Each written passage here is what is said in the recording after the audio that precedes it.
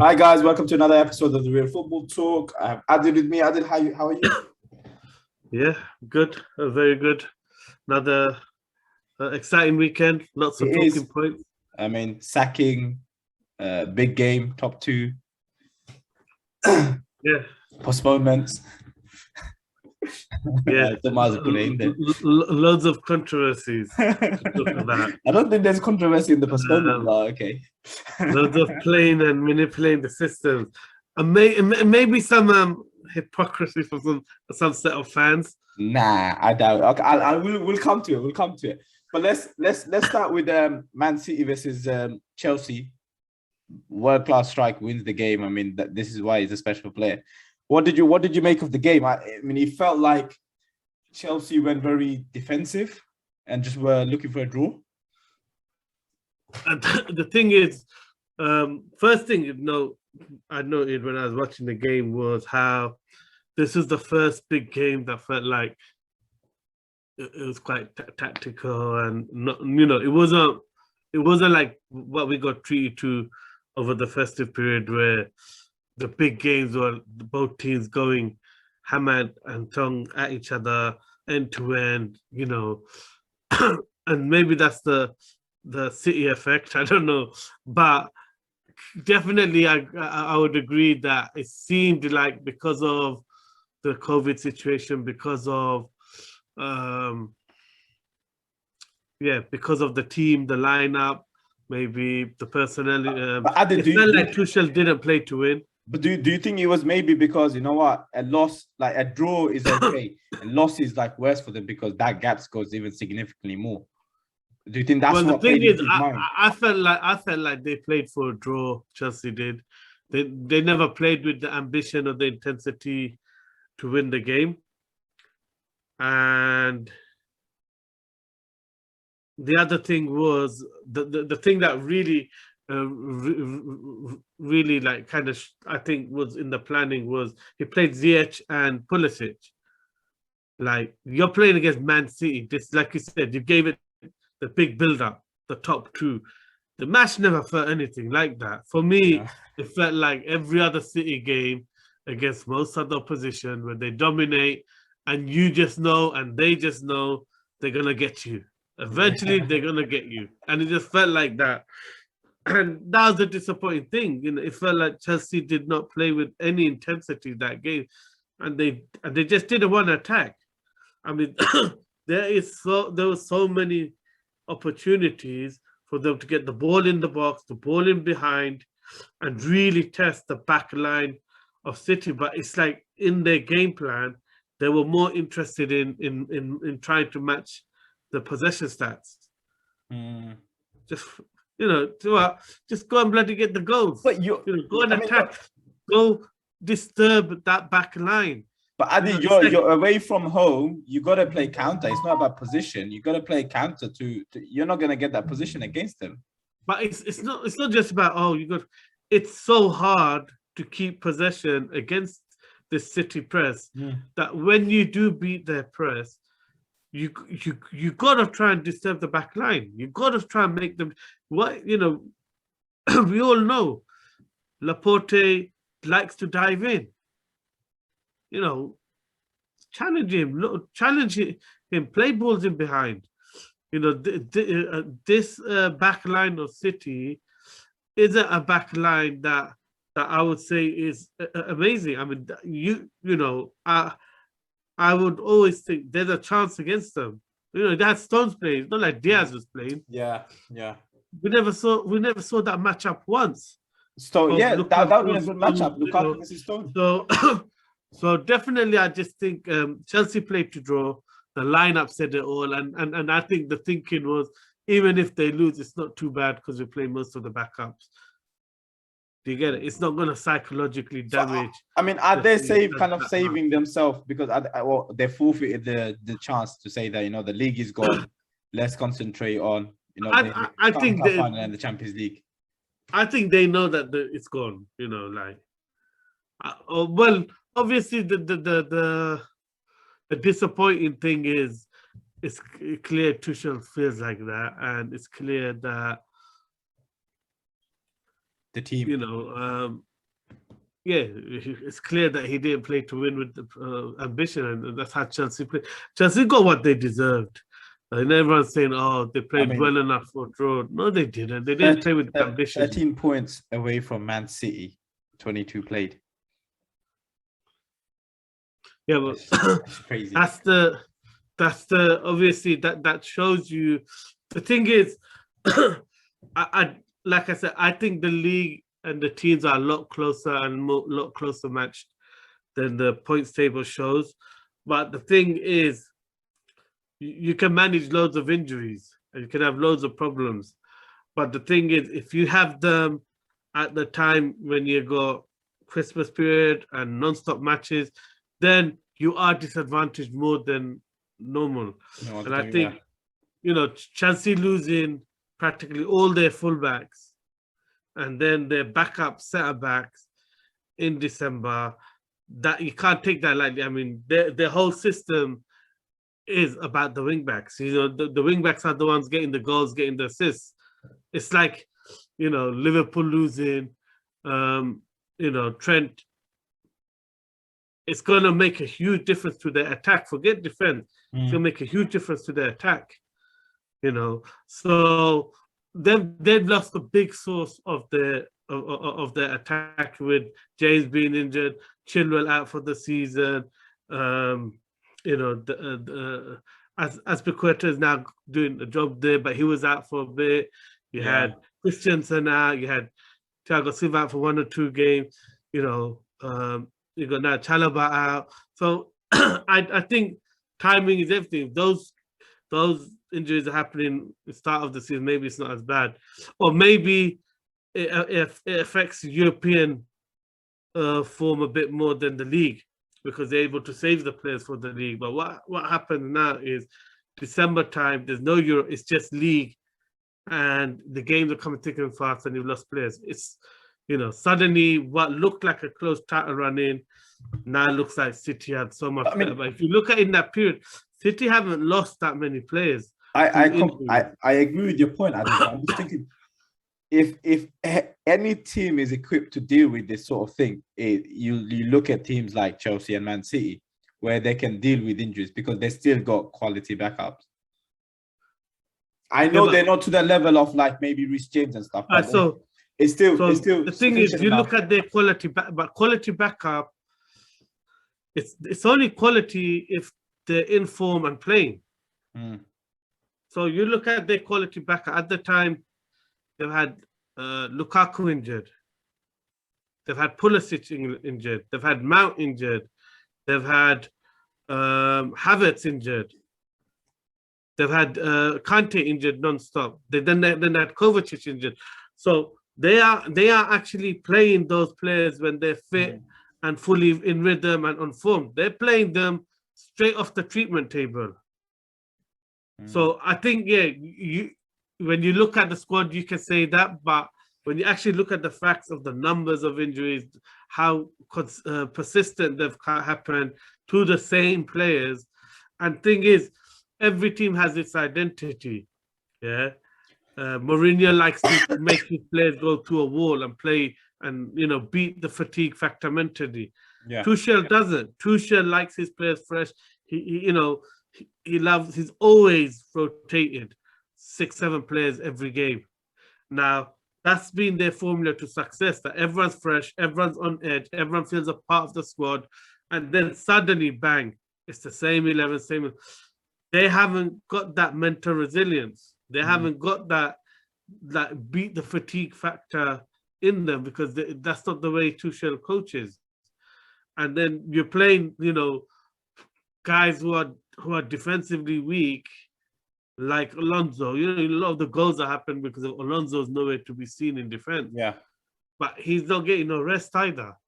He's not sharp. So it's getting worse because those players are tired. They're not fit. So I just think, it's a valid point in the sense of the squad but it's just, 5. It's like 5 have got injured, 6 have come back. They're not in rhythm. They're not full. They got good names and they're great players, but they're not sharp. They're not in sharp condition to to say, yeah, it's like for like replacement at that moment in time. In terms of City, is title done? Because of, I mean, if Liverpool win their game in hand, they're going 48, still 8 points behind. I think the title is done, not because teams can't catch them and that this City team is so good that they can't drop points. I don't think that. I don't believe it, because I believe it more so because teams believe it's done. Okay. And it'd be interesting to see whether, Liverpool in a similar situation. When do they play? What's that? Sorry. Liverpool City. I'll have to look at it, Adil. I haven't got the Yeah, fixture on I thought you already said the date, but it'll be interesting to see if in a similar scenario whether he prioritizes that match. You can tell Tuchel did not prioritize this match. They got it towards the end of beginning of April. Liverpool away at Man City. So by then, everyone's back. Aston, but if they're doing a deep run in Europe, but Klopp is different. He plays his 11. He's not heavy on the rotation. He's not going to change much.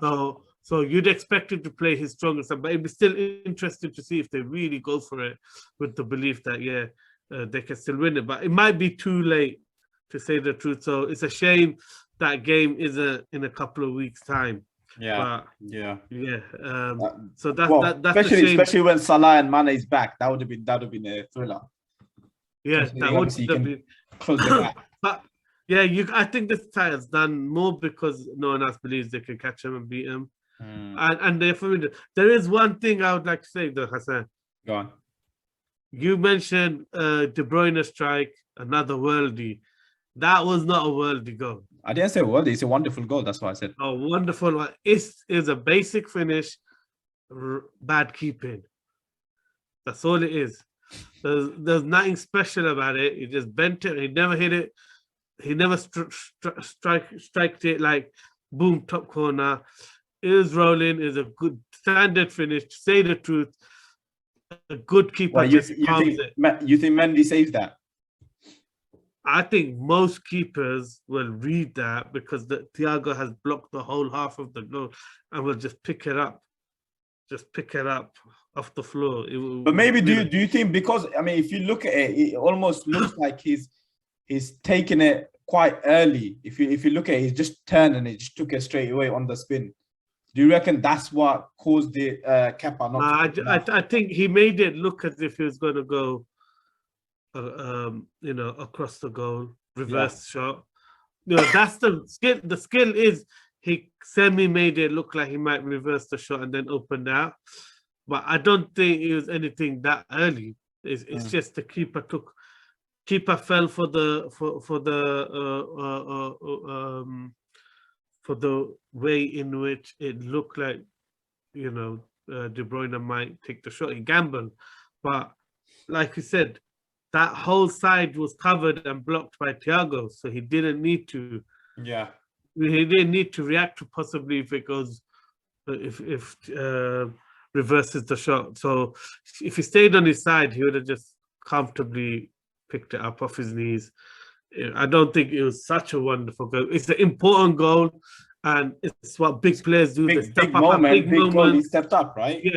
Yeah. But I think as far as there being some special finish, that's a bit gassed. You get it? It's poor keeping. Scored in a big game, innit? Poor keeping, big moment, big player, stepped up. That's it. It's exactly what City deserved. Right, let's switch our attention to Villa versus United. 2-0.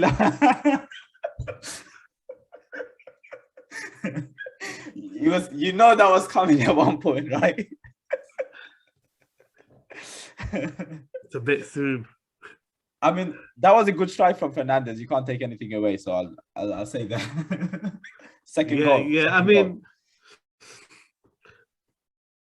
this was the first game I would say United played with some structure, and they had for half an hour they completely dominated the game, which was strange. for and guess why? It's the first game where there was not this stupid, reckless, high pressing going on, where it's reactive pressing.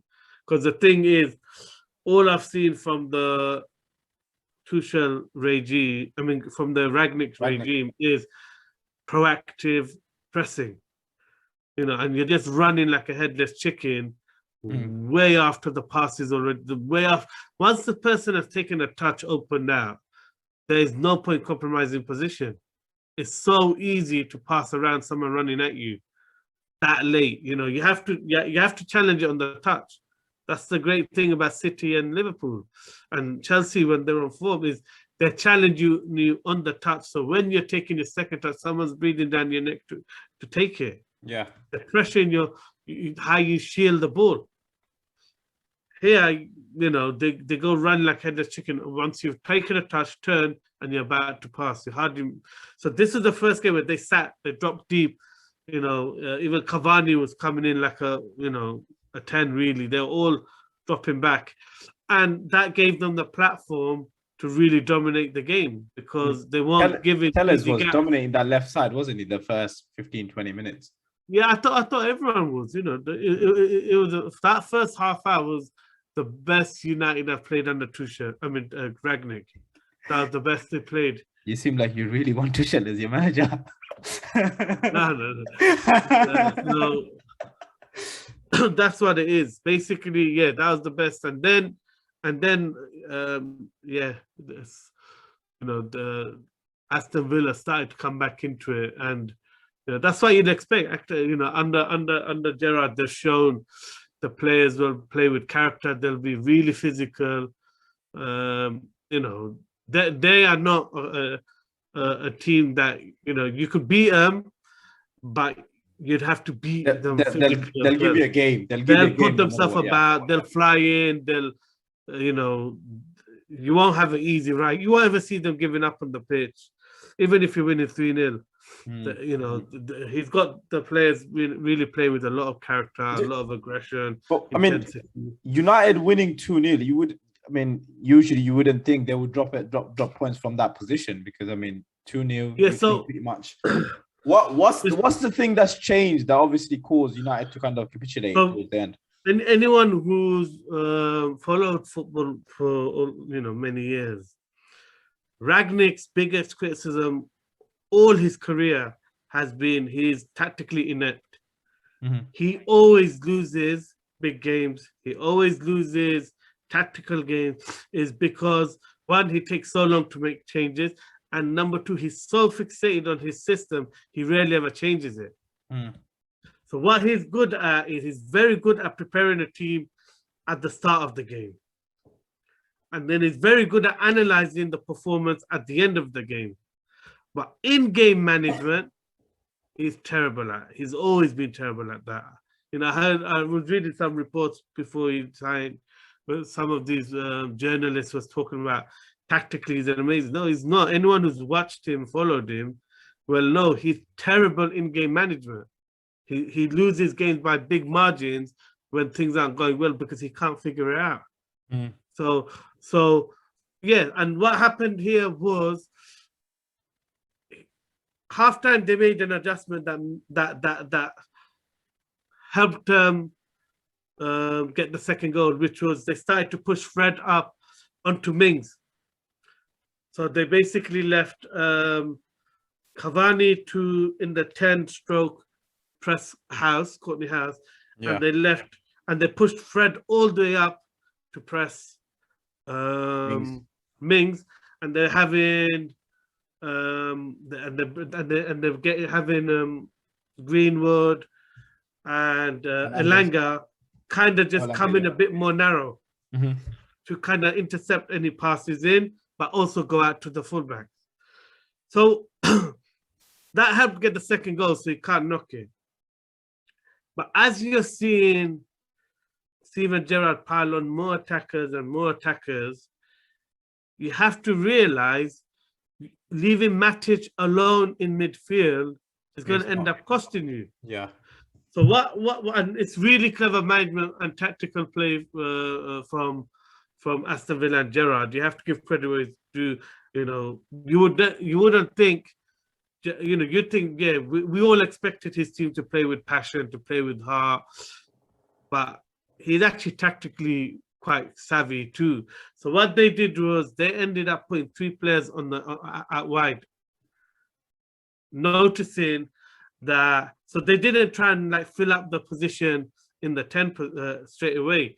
They just put more players out wide, making the gap bigger and isolating Matic more. So what happens is, so for the equalizer, and that's the thing, with United, they've got this problem with managers. Every manager they pick seems to have favourites that are untouchable. And it's like they don't look at performance, they don't look at attitude, they just look at, those players were playing no matter what because they fit some ideology, prefixed ideology the manager has. So Greenwood, absolutely useless the whole game. I tell you what, the best thing he did in the game was not be there when Fred got that second ball, the second goal. Because just can you imagine if that was Greenwood, we would have lost out on a great finish and a great goal from Fernandes. Because you know, Greenwood just cannot play the square ball to a free man. He has to take a shot. I don't think there was once in the game I could remember where Greenwood actually tried to do an assist. At every moment, there was twice Cavani's free in the box. Why do you think that is? Because I mean, you said it previously on our previous podcast. So why do you think what's changed all of a sudden that he's become this really greedy player? But you see that from quite a lot of the players. Everyone is not playing for the team. They're playing for themselves. Why is that, Adil? What is the issue going on in United? Mindset. Yeah, I just think because of the changes that's happened. Like we know, and we said it about Ragnick, that when he comes in, yeah, I'm getting there. I didn't quite say it. Yeah, I didn't fully say it. Slowly is processing. We said it that he's going to revolutionize everything. Now, what's made that revolution and everything more painful is he's lost the whole team that was running the club. Like you know, like a lot of big clubs, you know, or a lot of clubs, they don't lose. Like they lose their assistant and the analysts and you know the fitness guy because they're part of the main coach. And you don't lose the general coaches outside of that. You don't lose the first team coaches and all of that. They normally stay and you have negotiations with them. They've lost all of those. So now that's made that transition a lot harder. So now you've got an identity crisis at the club because you've got a German team, whole new philosophy, who don't fit in with the ideology that was being built up under Ole Gunnar Solskjaer, Carrick, and McKenna. And then those guys who are building up an identity, a way of doing things, which they're trying to do similar to the way Ferguson had it, they've all gone. So you've like completely ripped out every foundation, and then you got this new philosophy. So what's happening is the collective ain't there, because the people that had the collective vision have left, and now you've got a guy who's trying to get his philosophies across, and he's tackling. It's not, and the good thing is, Ragnick has not shown that he's afraid to tackle it, or he's afraid to talk about the issues. So that shows he will eventually tackle it, but it's maybe he's having, like I said, he's having to too much too soon. It's too much of a revolution. It's not smooth, the transition, because everyone's gone. Do you think the other thing is everyone's kind of trying to be the man? Because obviously Ronaldo's there, everyone's now trying to be or take that mantelpiece as if, you know. I just think players are because Ragnick has not probably and he's he's a bit more distant with the players in terms of, you know, he's the boss and just says what he says, but he's not like arm around his shoulder. So it's going to take him a bit more time to create those personal links. But what's happening is everyone's getting away with playing for themselves, and you see it. And doesn't matter if Ronaldo's on the pitch. Greenwood does the exact same thing with Ronaldo. If you see the amount of times Ronaldo and Fernandes will get frustrated with Greenwood because he will never play the pass that he should. You know, so he plays the same way, and it's like he's been given this license to do whatever he likes, and he's taking liberties with it because he's just starting to take it to a level where he doesn't care what the other options are. He's just going to put his head down and take a shot. He's not really going to ever play what's in front of him. He's just going to get his head down and take a shot. It's about his goals and it's about his stats. And that's kind of the feeling is, you can see there is a collective really there. Everyone's doing okay. You see Cavani playing with a collective idea, but most of the players aren't playing with a collective mindset. You can see. Let's talk about Aston Villa, because I mean, coming from 2-0 down against United is massive for them. What do you make of that second goal? Because it felt like Lindelof just came into no man's land and just left that gap. So again, that's the thing as originally the point around Greenwood is he's not doing anything on the pitch. So you've got Digne that played the ball, You got Digne playing left wing. He's fully pushed up the pitch. Yeah, so he's now occupying Dalot. You got Buendia coming in as, so you know what can I say? You could say the roles have reversed. The winger is in the place of the left back, and the left back is in the place of the winger. You could technically say that. Yeah.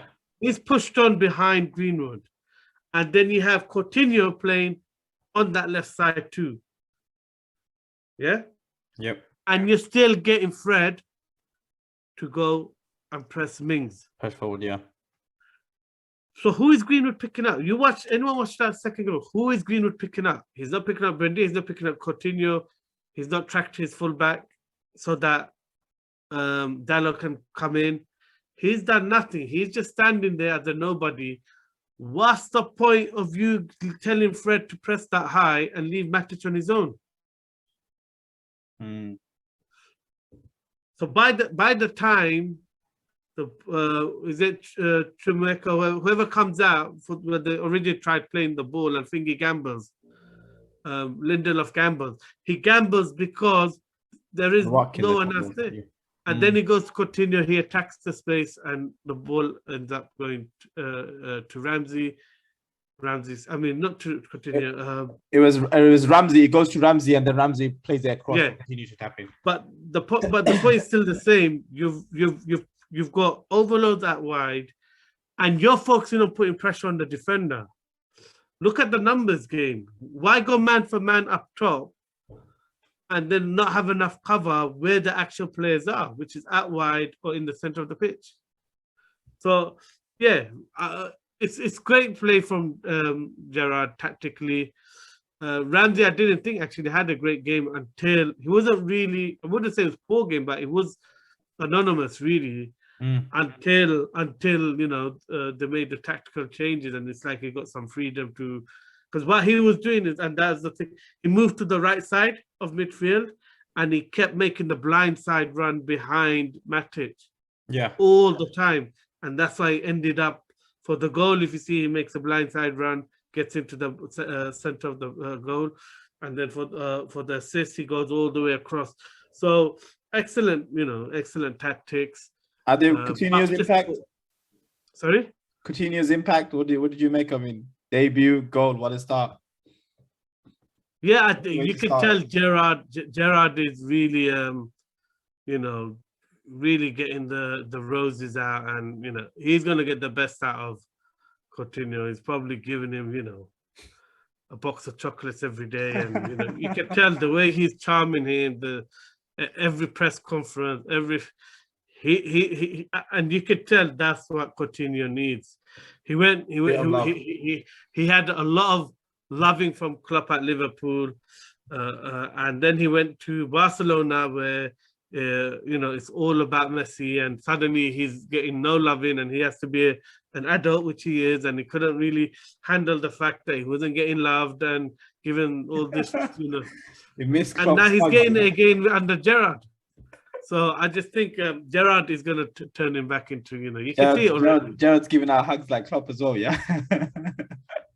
It's what's needed, and that's the impressive thing. But that is the impressive thing. What do you also make? I mean, it's big signings is made. Digne in as well, 25 million. I mean, great deal. Yeah, and Target has been a weakness of this for a couple of seasons. The left back area, Matt Target has been a weakness for quite. Even though, to be fair, this is the first season where I'd say Target has actually improved as a player and become better, and that's again the Gerrard effect. He has improved as a player, and his performance has improved since Gerrard has come in.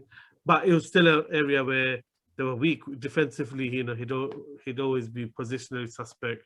So Digne is an upgrade, big upgrade, and he gets assists. He gets assists. He's got wicked delivery, hasn't he? So yeah, I mean he used to get a lot of assists for Everton. So yeah. A lot of money for a left back, but he fits the system. He'll do the job. I mean, since we came up to Everton, Benitez sacked. I mean, there was an issue with regards to obviously Digne not playing, so on and so forth. He doesn't want to play for him. What do you make of that? It seems like a club in disarray, really. The thing is that, as you know, I'm a massive Benitez fan. So I do, I see it from a slightly different lens. I think everyone's ripping him like in every single media outlet. But I think that's easy to do. It's easy to do, but sometimes it depends what you want. If you want a manager to go in at a club like Ancelotti and kind of make decisions, all short-term decisions, all short-term, that's fine. You'll end up 10th eventually. You'll end up where you're supposed to. But if you decide that you really want to build a club, and how do you do it? At the end of the day, how do you bring a club that's mid-table and pushing on towards you've got to fix the problems. You've got to tackle the issues headstrong. Now, has Benitez overplayed his hand? Yes, he did, because he obviously felt really secure in the backing of Moshiri to the point where he went and attacked everything. And it's not like he hasn't done that before. He done that at Liverpool. That's Benitez for you. He will fix your club, and he'll do it by confrontation and challenging the status quo. He saw there was a problem with the fitness guy. He tackled it. He saw problems with the director. And the thing is, anyone who looks at objectively will say, yeah, Everton had a lot of recurring injuries all the time. The players always were getting rushed back too soon and having the same injuries and breaking down. So there was a fitness problem within the club. If you look at the stats around Master Brands, he's meant to be a director of football. I don't think he rejected any proposal of signings from any of his managers. He was so busy trying to keep the managers happy that he got them the players they wanted for ridiculous prices. Yeah. Everyone can see Gambin, every player they brought is overpriced. I think the only one that is a decent price is Andre Gomez, who's probably playing their standout player currently. But everyone else has been overpriced. Well, I mean, Allen was a good buy, and Decore, I would say. But they're still overpriced. That's a lot of money for those players, for a defensive midfielder who is not world class. 35 million, yeah. So, you look at every direction. What is Master Brands doing? You're meant to be the director you're meant to have a vision. Your vision is just support the manager and pay whatever for the player that he wants. Well, that's not real. So he tackled that issue head on. Do you get it? Then he had a whole load of injuries. So I just think he's a guy who's going to go and tackle the issues and fix it and make you stronger when he leaves, or if you give him the time, you'll see the benefit of him. But he will not make short-term decisions. He will make long-term decisions that will benefit the club. Now, where is his weakness? His weakness is man management. He's a teacher. He's came from a PE teacher background. He doesn't do that. He doesn't. He treats players like computers, in the sense that if they play with that emotion, he believes they're going to be better. He's an information guy. He believes he's going to teach you how to play your position, how to do everything right. You play it with that emotion, you're going to do well. He treats you like a robot. He wants you to follow instructions like a robot. He wasn't helped with the number of injuries and No, but the thing is, he hasn't helped himself because even the Digney situation. Yeah. You tell me any big manager who will accept a player refusing to not be the set piece taker, because they changed the corner taker to Townsend, and Digney was unhappy with that. Well, you can't have a player have a full-blown argument from the whole squad over that and then not tackle it. Did he try to politicize that event too much to get more strength? Yeah, he did. And that's backfired now because it's made it, if you're not winning and you're making all this noise and you're having falling out with one of your best players, then it looks like you're losing control of the dressing room and the club. So yeah, it depends. Like everyone's starting to say, the problems at Everton run deep, and Everton is a club that has too many identities. You've got Moshiri the problem then? Is the owner the problem then? No, that's the thing that frustrates me. It's never been Moshiri the problem. Moshiri I like because of the fact that are you going to criticize the appointments? Coleman, top manager. It's not like he's a rubbish manager. Top manager at the time took Holland to second or third in the FIFA rankings. Yeah, well, I mean, he done really well with Southampton as well. Excellent Southampton. If it was that terrible, Barcelona wouldn't have gone for him. Yeah. So, not bad thing. Martinez, not a terrible manager to go for. Marco Silva, top of the championship with thingy. Really promising at the time. Everyone thought he's going to be another Mourinho. Yeah. The problem isn't Moshiri. The problem has always been Bill Kenwright. He lives in the era of when they were successful in the 80s. He's all about players. He's all about pleasing the fans. Well, you know what? If the fans were experts, why don't you let them run the club? If it's all about fans and if it's all about players, why don't you let the players and the fans run the club? They'll run it to the ground because no matter how loyal and great the fan base is, they are not experts of football. Well, the fans, all the fans want Duncan Ferguson as the temporary manager. And then they will be the first ones to criticize the appointment when it goes downhill. So I don't think Moshiri is the problem. He's put his money where his mouth is. He's showing ambition. He's getting Ancelotti. He's pulling out the big bucks to get. I mean, that's their huge signing. Ancelotti to Everton. That's massive, right? Come on. Even Benitez. Exactly. Benitez CV is common. The guy has won, the Spanish league, Champions League, the UEFA Cup. He's a serial winner. So you can't blame Moshiri for the ambition. And the thing is, those appointments are Moshiri's appointments. The problem he has is he doesn't live in Everton. He's not there. He only comes in for board meetings or does it on Zoom. So the people running the club are the old British guys, the old regime that were already there. Ben, and all of them. So do you think he's taking a lot of flack for the other guys? It seems like the British he's taking the flack because ultimately he's the one who's making the decision on the managers. But where he's making a mistake is he's backing his managers. He's picking ambitious managers, but then he's keeping the boardroom and everyone else the same. Are guys who don't back those decisions. So you go if you have a boardroom and the main guy, the chairman, overrides everyone, says no, I want Benitez, I want Ancelotti, I want Marco Silva. Why are they not talking about Martinez? Guess what? Who was Martinez's choice? It is Bill Kenwright's choice. Yeah. So now they're going back to the board making the decisions. Yeah. But you can't fault Moshiri for the ambition in the managers he's gone for. They're all top managers. Yeah. They're all he paid them, he supported them. The problem is the infrastructure, the day-to-day running of the club is still guys who disagree with that decision and don't like the fact that their club has gone to someone who calls the shots over the board. The board don't have that control. So what happens is every day they're packing away at the narrative to influence what they really wanted at the end.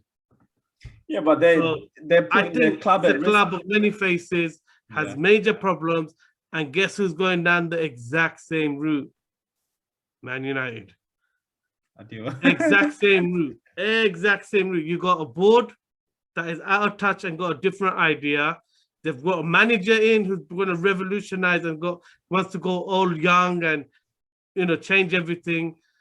And then you got the old guard sitting in the background wanting to bring the Fergie era back. Then you got the board who just only interested in image rights and the marketing side of it.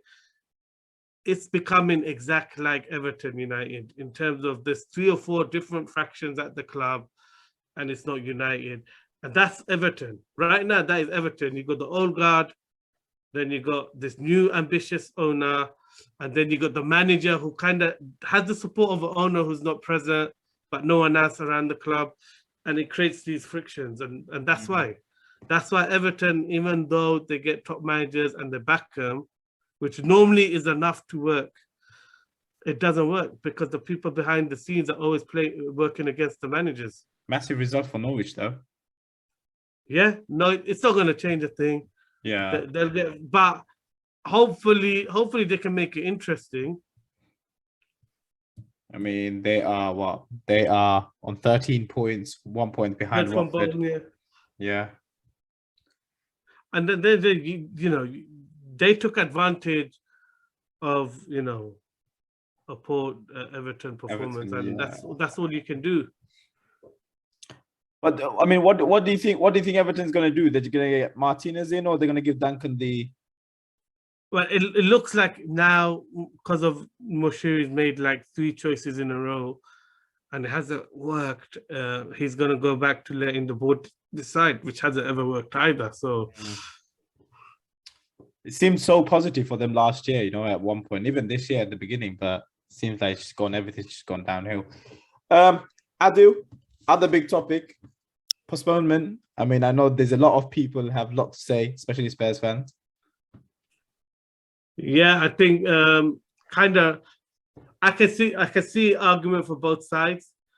Ultimately, I think the Premier League is just being stricter for the clubs that are in Europe now. And those clubs that are in Europe, because they know there's enough weekdays to rearrange, they're just calling the games off. But the only ones where they're kind of being a bit more stricter in whether they're going to postpone it or not are the teams in Europe, because you can't actually reschedule it next month. Once Europe starts again, there is no midweek because the few midweeks that are free are already game weeks for Premier League. Yeah. So I think that's how it's going now. I get the argument from Spurs side. Personally, I do get it, because I do think, hold on a minute, why are you selling players then? Why are you getting rid of players? Why are you letting Maitland-Niles go on? Or why letting Balogun go on? The real reasons why you're not making the numbers is because you're bloody loaning out your players at a time when if you're saying you're stretched, you got 4 players or 5 players in African nations, you already know that. So are you deliberately allowing more players to go out on loan when you already know you're depleted? That's not. But those deals were pretty much done, Adu. That's why. Sorry? As in the Balogun deal's been signed off like last week, not this week. So that's what I'm saying. It doesn't matter. Everyone keeps their players until they're in a position to let the player go. That Balogun deal ain't ending. Middlesbrough ain't going to someone else. They're waiting on Balogun. Roma would have waited on Maitland-Niles. Bottom line is, if you know you're losing that many players to the African Nations Cup, and then you're gonna get rid of players and not replace them, fine, get rid of them. At least replace them. But maybe they tried getting replacement and they didn't go through. But is that a valid reason? But if they haven't personally, I don't think that is. I think that's mismanagement. Why should they get rewarded or allowed to postpone games when they've allowed 2 players to go out when you know you're depleted? But if You if shouldn't they, have allowed that situation. I mean, how can they predict that Odegaard's gonna get COVID and Xhaka's gonna get sending off? You can't predict that. You can't predict any injuries, suspension, or COVID for anyone. But anything. guess what? That's why you're allowed 25-man squad. Now, if you're gonna play with the 18-man squad, I can tell you one prediction: you're definitely gonna struggle to get a full squad out. Well, but then if you say that, so again, I'm not criticizing those decisions to loan the player. It's about the mismanagement of it, though. Why are you doing that when you're losing 5 players or 4 players to African Nations Cup? So you already know that there's been games called off, but you've asked for games called off because you've struggled for numbers. Is it fair for a club to postpone a game because they've only had 1 COVID case? I don't think that is. The rule is for COVID reasons. Now, any other season, you have this many players out and injuries, and then you choose to be stupid and let players go. Guess what? That game ain't getting called off. So now they are abusing the system because they only got 1 COVID case, and this postponement is only for COVID cases. Yeah. So, but this is what I was gonna say. But this is where the rules been put in. If you don't have 13 available fit players, well, guess what? What I'll start doing, innit? If I'm Man United or one of the big. But most of the clubs abused already. Most of the clubs abused already. Yeah, but the point is, they actually had COVID cases, and maybe they milked it by closing their training center and going on like, yeah, you got to cancel the whole game and give us 2 weeks break. Yeah, some clubs have abused it, but the point is still the same. The whole postponement rule is for COVID, not for you to manipulate the numbers. But do you know what my problem is? I tell you what every team should do, because no one wants to play Man City anymore. Loan out half your squad the week of the game before Man City, and then ask for postponement. Do you know what my problem is? My problem isn't the case. My problem is the integrity of the league, because we talked about it before, and we said there's a lot of time where there's no clarity there in terms of who's got how many COVID, what's injury, or what's the reason for cancelling. They're just saying COVID. There's no numbers coming out. Oh, we got seven players. These 7 players. Yeah, but let's be honest. This has nothing to do with this. It's to do with Arsenal have a lot of players at the African Nations Cup. A lot of these players that would play and be a part of that squad are now in the African Nations Cup. You know, you got Partey missing, Aubameyang, maybe not, but you got other players. Either way, they have lost players to African Nations Cup. Is their chances better if Partey is there? Of course it is. Of course it is. So, do they want to play that game at such a time? No. But guess what?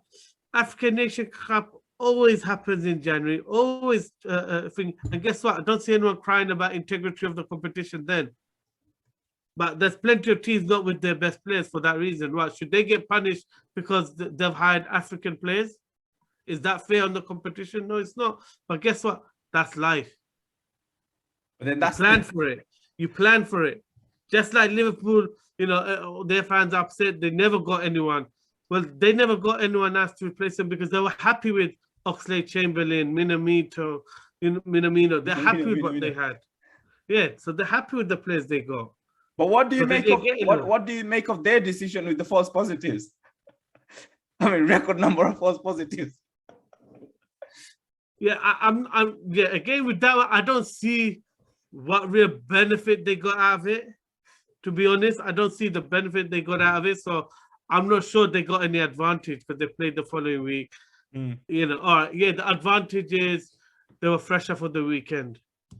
I think that's the only thing you can say is they were fresher. But guess what? They dropped points. Yeah.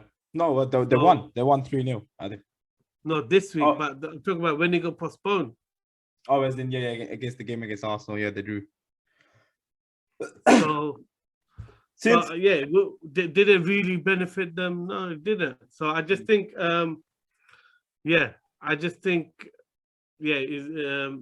Arsenal have done a tactical one, and they took advantage of the system, and other clubs have done it. It's not a big. I don't see it as a big deal. I'm just saying. No, man. Do you know what my problem is? My problem is my 2 pence for no reason. But do I care? Not really, because this game will be a better spectacle when they do rearrange it, because the better players will be back. No, my problem is all these pundits are throwing their dummy out of their pram because Arsenal cancelled the game. I'm like, well, so was everyone else? Just chill out. Like, it's not that big of a deal. Well, the way Gary Neville came out, it's like, oh, it's the end of the world. Well, it's hypocritical for Spurs fans or Spurs fans because everyone knows they were the first one to play the system. Yeah. So they had I think 4 or 5 games called off. Straight in a row. And they've benefited hugely from that, because even though which hasn't been reported, even though their training ground was closed for like 4 days or something, guess what? They were training in the youth facilities. No one reported that. Conte was still getting his coaching in with the players available somewhere else. So yeah, it's a nice headline. Oh, we couldn't train properly because our training ground was closed. Oh yeah, you were training somewhere else. It wasn't like So yeah, but I think anyway, it'll be a better game with the better players at the right time. And if one of these teams was still in Europe, it would not have been called off. I think it makes sense. No point getting Arsenal upset. No point getting. Who cares whether Spurs get upset? I mean, they're getting all the decisions anyway. But I just think, I think it'll be a better game. I mean, they've still only played 18 games. They've still got what? 4 games to catch up on. So that tells you how many games they've postponed within. Yeah, I mean, maybe if the whole process happened earlier, the league could have tried to use the weekday to try and get Spurs playing one of the other teams. They need to play. So maybe from that sense, it can be frustrating for Spurs. But on the weekend, they could have played someone. Obviously, it leaves it too late for the other team, isn't it? Because I mean, Arsenal done it on Saturday, but even then, the day before. Playing another team, no, it's a bit too late. Well, some of these fixtures have been put in really late. It's affecting our fantasy football big time. Let's not go into that. It'll make me go crazy. But talking of Liverpool, 3-0 win, Brentford. I mean, they were gifted some of the goals, but what do you make of them? It was a good game. Brentford gave as good as they got. It was competitive until the goals happened. Really, thing was, Liverpool scored at a time when it felt like they started to panic a bit. And Trent was becoming more and more reckless. Trent played like a striker pretty much that game. So he was in the box more than it. He's really going for those rebounds, really trying to get on the end of stuff. And the goal came just before halftime. It just changed the dynamic. I mean, Brentford, our team, they'll always give it a go. And then the second goal just killed it. Muembo had a great chance when it was 1-0. Great play though. He swiveled away and then just to finish. I mean, second half they gave it a real go, but that's the Liverpool formula now. Is when teams go at them, Liverpool comes straight back at you, and it's literally a case of which team's going to score. But if Liverpool score, then they're going to just destroy. They're going to overtake and And we saw the same thing against Chelsea when they played Chelsea. It's gun-ho football, especially when teams attack them. But is that what's costing them this year then, Adil? Is that what's cost them the league in terms of like the points and the amount of points they've dropped and how far they're away from Man City? Yeah, I do feel they play with the naivety that, and I'll go back to that stat of that, was said a few weeks ago about the amount of times they've taken the lead and dropped points. That tells you when they are in the lead, they don't manage games because it's that gun-ho approach. They're just too excited, they're just too wild. They're giving up too much opportunities. And when they were winning stuff, it was complete performances. They were solid. And I think a lot of that is just the Wijnaldum effect. They've lost a real good player who used to cover a lot of gaps.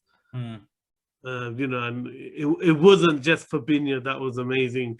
stopping the opposition. Wijnaldum played a huge part in that, and you can see now that now that Henderson, they just don't do it the shielding and the protecting as good as Wijnaldum did. That trio was a great combination, wasn't it? He had a bit of everything. That was the main but thing. even now you see, Henderson is way too attacking, and he's not really doing the job very well in protecting the back line or the space left, but he plays more like a right winger after that. It feels like that's the tactic, so can't really criticize the player for that. But that's the difference between City and Liverpool is City know how to hold on to a lead and Liverpool don't. Liverpool kind of chance it. It's either we get the second goal and we'll win 3-4-5-0, or you'll get the goal and we might end up drawing, losing, or we might end up getting a late winner. It's basically everything's on the card, but we're still gonna keep attacking. That's the difference. In terms of other teams, I mean, West Ham 3-2 loss against Leeds. Harrison hat-trick for the first time. I mean, what a game! Yeah. Good game to watch, isn't it? Well, that first 10 minutes, the writing was on the wall. I don't think even West Ham touched the ball in the first 10 minutes. It was like, were they even on the pitch? They just letting Leeds just completely dominate possession, play however they want. Everyone's sluggish. And we said it a few weeks ago, that's how West Ham have been. They concede, and then you see this really good team dominating the game, taking the game. They get the goal, and then they go back to switching off.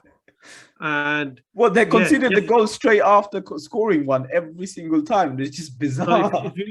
So other than there's a recent game that they won, where they kind of did that to the other team. Other than that, this is what's been West Ham since December, which is they only react after they score. They kind of it's a lot of people say it's mental fatigue. It might be, but clearly, they're lacking a bit of impetus or a game plan on what to do when the game at the start of games. They're not really taking it. They're kind of being a bit of a reactive team, and then suddenly they turn out when they concede, and maybe that's what they're doing all season. But guess what? They've got no Ogbonna. Yeah, they've got no. They've lost their first line of there's no Zuma. They've lost their best defender.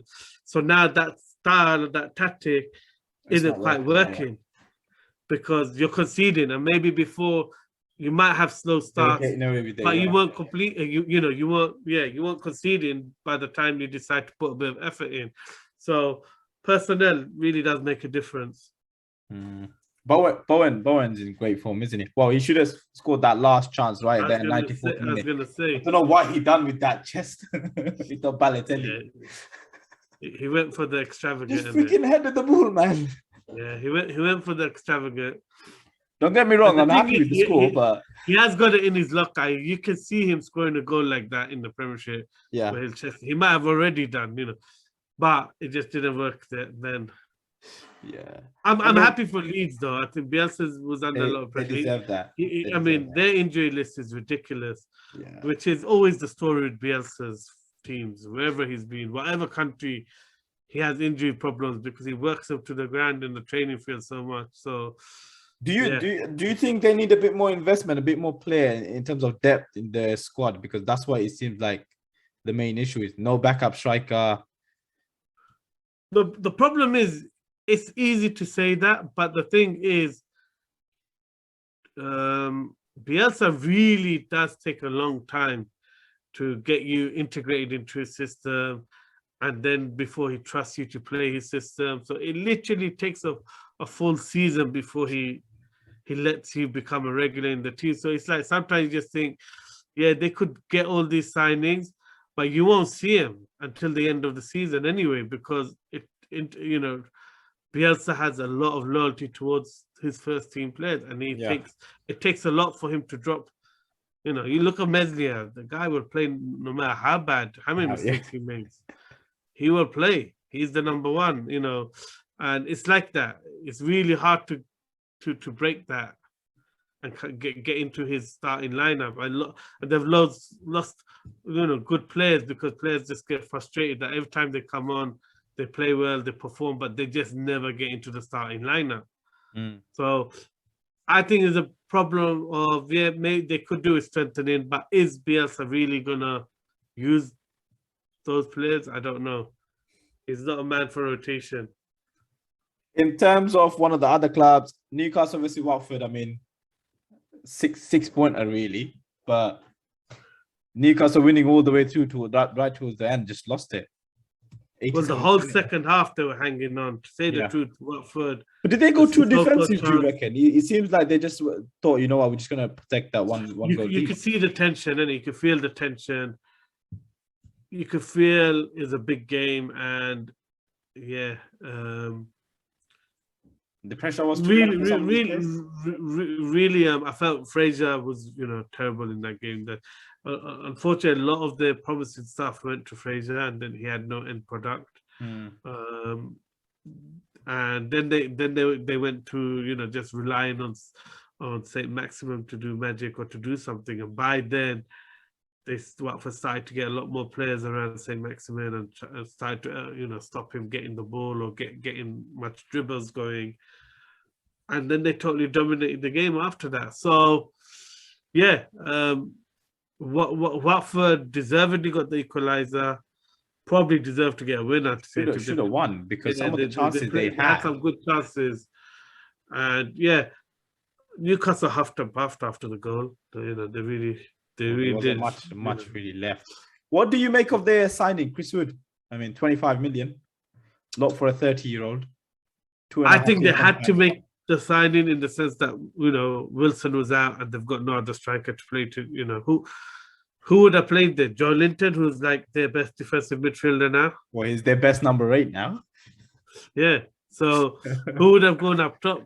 They'd ended up playing under St. Maximum, someone up top. So I think in terms of getting a striker in, they had to get a striker in. But do you think it was a bit tactical as well, kind of weakening your relegation rival as well? It could be, but the thing is, they're clearly struggling to get the players through. And when it comes down to it, if you can tell it's a signing for the weekend more than a signing for, we could say a signing for the month. 25 million just for the weekend. Yeah. No, but at the end of the day, they had to have a striker for that game, innit? They were really strong. So, and you got to remember, this is in hindsight. It was a 1-1. This is going to be the result. If they knew the result was going to be 1-1, they might not have made that decision. But at that moment in time, we need to get a striker. We've got no striker. We need to win the game. That is the priority. So at that moment, they're going for that. Yeah, does it help you weakening the opposition? Yeah. Guess what they've done? They've postponed their 2 games since they've lost Wood. Don't tell me that is strategic. But the point is, still the same thing. They needed a striker. They got him. And I think it's just a message to everyone else. Because, they're getting quoted like 10, 15 million pounds more for every player. You could understand 2-3 million, but when it's going to 10, 15 million pounds more, then Yeah, but when you're more richer, like 5 times richer than the whole of the Premier League clubs itself, I think the interest comes in. Still doesn't matter, and no one's to. I mean, it's mid-season. You're on the verge of you might get relegated. Why would players want to change? Unlike someone who's got a release clause or anything. So that's the only reason why I think Liverpool at the end is because he's got a release clause. And everyone else that they really want and who wants to come don't have that. Yeah. So, the players they're going for are good long-term investment. They're not just for the short term, which is the good thing to see. But the players want to come, but the clubs are playing hardball. So they had to buy someone in just to give that message that they will move on, partly. And number 2, it was for that weekend or for that month. Until they get these signings through, they have to have a striker. Do you reckon Newcastle will get a bit desperate towards the end of the transfer window to get some more players in? And maybe roll out the ball a bit more? It seems like they're sticking to the targets that they want. So I think they'll end up getting them for the value that they want. Because looking at the way they played the Trippier situation, they managed to get the price down Yeah. to a price they were more happy with. 12 million, I think it was. Really 12 good. and a half with add-ons. Yeah. So I think they that's what this is. The Chris Wood signing is letting everyone know we're happy to be patient to get the deal closer to what we want or what we value. Is the key for Newcastle this year just staying up? Obviously, they have to stay up. I mean, but I think they've been prudent they've gone for a manager that potentially can navigate the championship if the worst comes to the worst. It will be very interesting to see what happens in the summer now that Benitez is available, because we all know Amanda Sevely is a huge fan of Benitez and the work he did. Oh wow! So, and they did want Benitez. They did court him while he was at Everton. So that'll be interesting.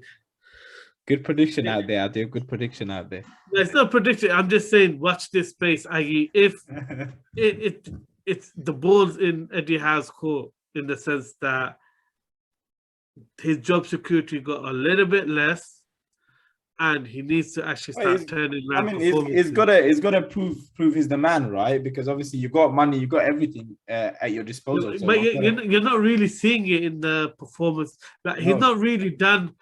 We're looking at it, and let's be honest. Let's be brutally honest. Is there really any change from what we saw under Bruce?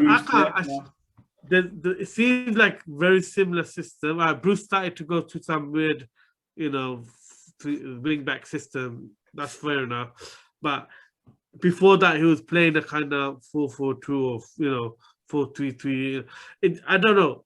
It doesn't seem like a real big upgrade right now that Eddie has done to get it. I don't see, other than the atmosphere in the stadium and getting a buy-in from the fans, which Eddie has managed to do. There ain't nothing really changed. I really don't see what he's really doing to this Newcastle in performance, in improvement in play. John Linton was actually playing decent under Steve Bruce. So I don't know. It seems very similar to the what are they doing? One-man team, give the ball to Saint Maximin, and just let him do some magic. So it seems like the Bruce era with someone else in charge at the moment. They really miss Wilson, don't they? He's just become so key. It's like that Bournemouth team. Yeah, it's like the thing is, he became the captain. Team. Yeah. So if it feels like he's a leader in the team, in the dressing room. So it's a bigger loss than just losing your main striker who has pace and has strength and causes problems. You're not going to have an easy game with Wilson. Yeah. So that is a huge loss. But has Woods got enough goals in him? That's the other question I would ask. Well, he's a 10, 12 goals a season striker. At the moment, the other teams don't have that. The other teams who's going down? From looking at this, we got, so I'll go from bottom upwards. We got Burnley, Newcastle, Norwich, Watford, Everton. Who's going down? Yeah, I thought all season Watford and Newcastle, Norwich would go down. Yeah, that was. But Watford and Norwich was always going down in my book. I actually wanted Burnley to go down. Not because I like Dyche as a manager, but there's a limit to how much you can take the mick and not investing and supporting your manager. There's a limit to how much magic a manager can do, and Dyche has been doing wonders at that club with zero support for the last. So for 2 seasons they brought nobody. For 2 seasons they brought nobody because they were selling the club. Now they sold the club. The new owners. The new owner doesn't spend either. What have they done?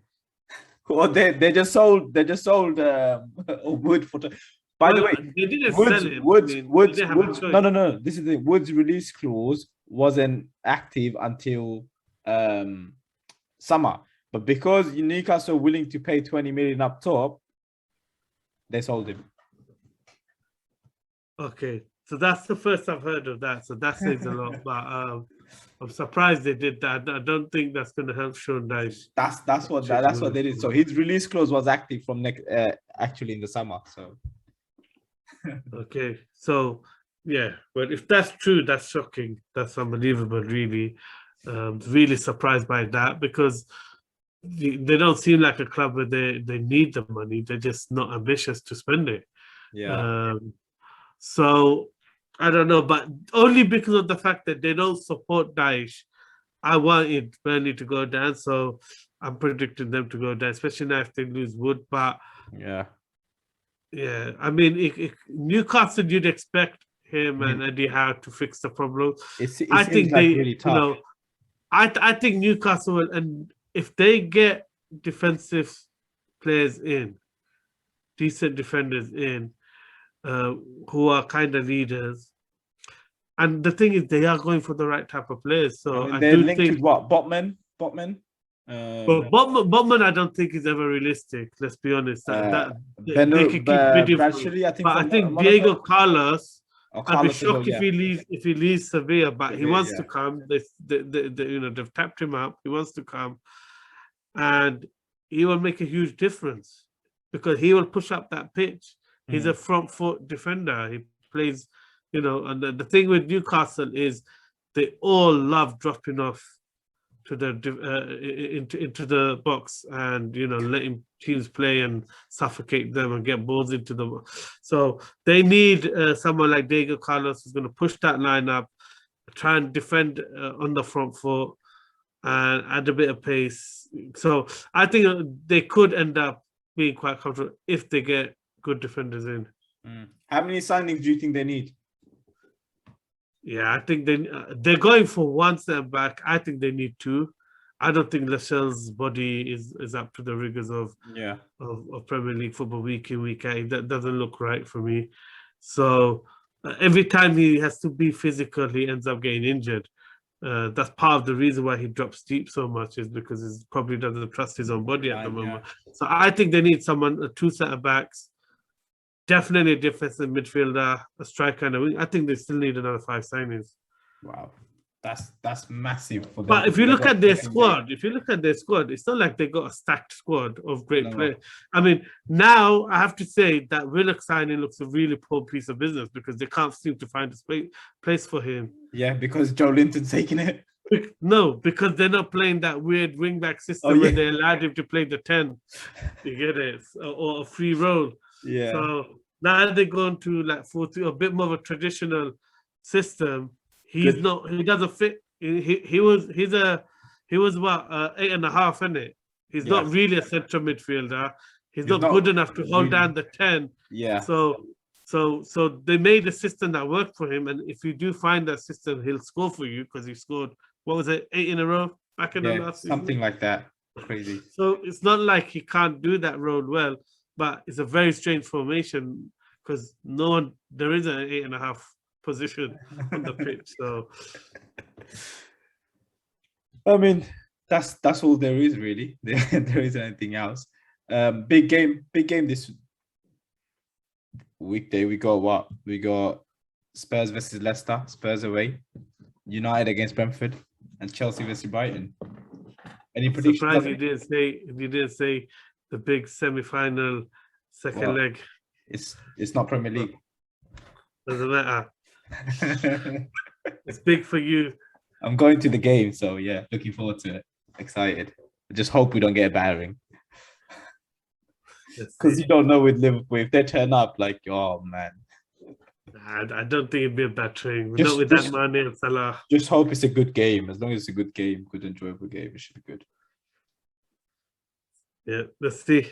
I'm sure we'll discuss, especially if they lose, because you've done quite a few losses this season.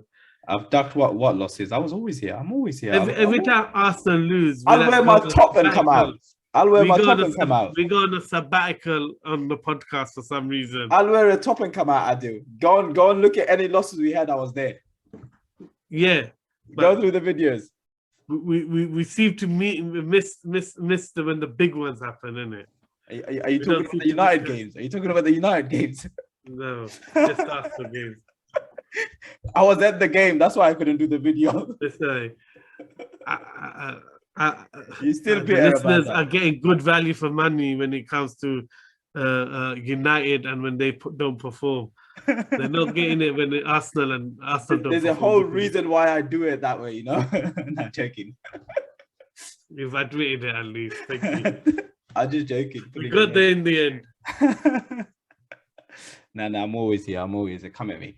I do. Thank you for coming on today. Thank you for watching, guys. As always, like, share, subscribe, and see you soon.